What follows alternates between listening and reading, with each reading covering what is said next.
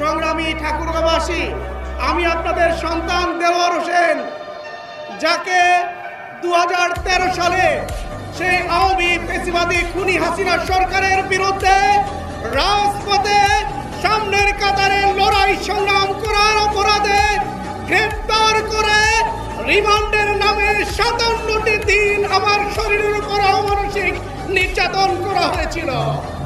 আমার মাথা থেকে পা পর্যন্ত প্রত্যেকটি অঙ্গ প্রত্যঙ্গকে তারা জুলুমের স্টিম লড়ার চালিয়ে এই পৃথিবী থেকে আমাকে বিদায় করে দেওয়ার ষড়যন্ত্র করেছিল। সম্মানিত ভাইরা আমার, আমাকে সেই গ্রেফতার করার পরে দীর্ঘ একটানা 4.5 বছর ধরে জেলখানায় আটকে রেখে আমাকে অমানসিক নির্যাতন করা হয়েছিল। সংগ্রামী ভাইরা আমার, আপনাদের প্রতি আমি কৃতজ্ঞতা জানাই। সেই সময়টিতে আপনারা আমার জন্য অনেক দোয়া করেছেন, আপনারা আমার জন্য চোখের পানি ফেলেছেন। আল্লাহ রাব্বুল আলামিন আপনাদের চোখের পানি কবুল করেছেন।